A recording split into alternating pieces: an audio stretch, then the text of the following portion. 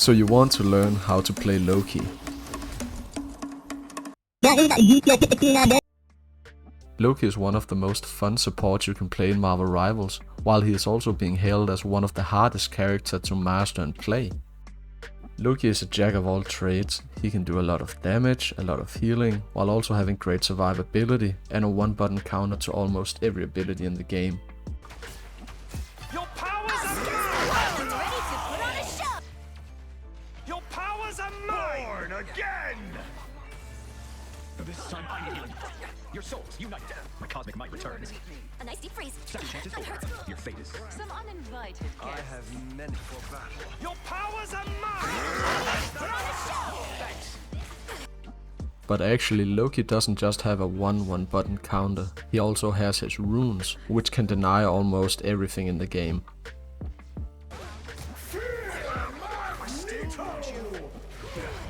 Yourself. But enough of that, let's actually start the guide. The rest of the video will be put into 3 sections. First off, the basics of Loki's abilities, then how to actually use his kit, which will be a more advanced section, and it will conclude with some theory to keep in mind while playing Loki. And if you are wondering about me, I'm a celestial support player who mains Loki. To start off, let's talk about Loki's primary fire. It shoots a missile out which can both deal damage to enemies and heal teammates. It doesn't do a lot of damage by itself, but if you use your clones, they will also shoot missiles at where you're aiming, and this does way more damage and healing than only shooting by yourself. A thing to note about this is that the damage doesn't come directly from the missiles themselves, but the AoE explosions of the missiles. Next up we got Loki's right click, which allows him to turn invisible, place a clone right where he is standing, does constant self-healing, and gives him a little speed boost. This is useless. Then there's Loki's next ability, which allows him to teleport to one of his clones, which is placed nearby. Moving on, we got one of Loki's most important abilities, which allows him to place up to 2 clones that will copy his primary fire, his runes, and even his emotes. Then there's Loki's most important ability, his rune, which when deployed creates a field that both heals allies and converts enemy damage into healing. This is in my opinion Loki's best ability, because you can't get dunked on by Magneto. And finally we got Loki's ult that allows him to copy either a teammate or enemy and gain all their abilities, including their ultimate. Getting a bit more serious, we will actually go over the thing most of you are here for, which is the advanced section of how to use Loki's kit.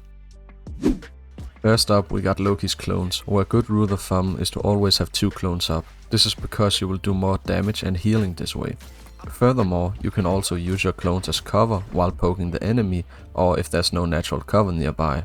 Another rule of thumb to have is if you have your rune or it's close to being up, always have an extra clone ready so you can place it on a teammate and use your rune to negate enemy damage.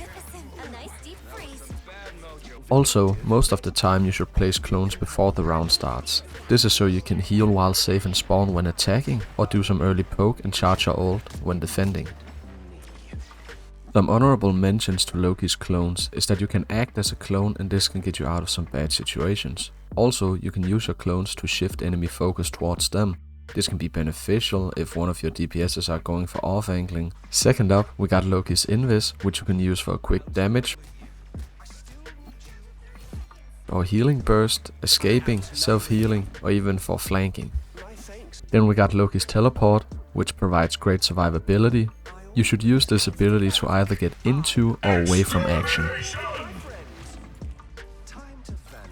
Next up, the runes. This is the ability you don't want to mess up. This is because it has such a high cooldown of 30 seconds. That's why you need to use it effectively.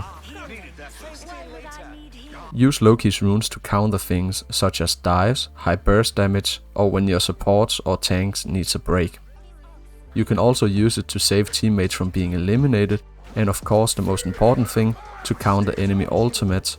The thing about Loki's rune is that it's not just important for you, but the enemy team as well. So be careful, because the moment you use it, that's when the enemy team will see an opportunity to either go for picks or ults.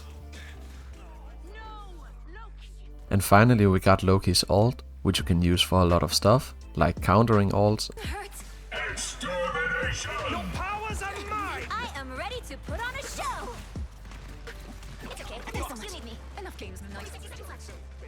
Applying pressure.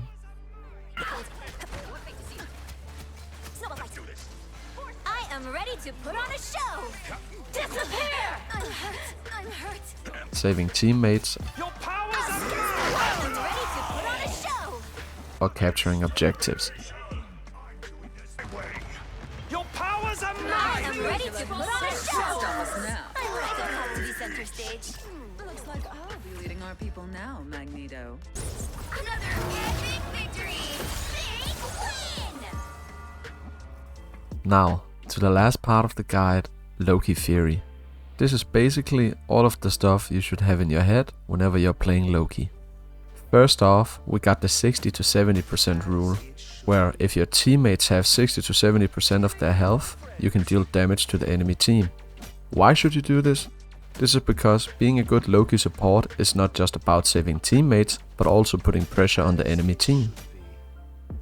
Also, whenever possible, you should target / focus enemies who are either isolated or prone to being isolated. You should look for more opportunities to do damage, such as whenever your team is not in immediate danger, before a team fight, during a team fight and after a team fight. This is to always keep the pressure on the enemy team and make them waste their resources.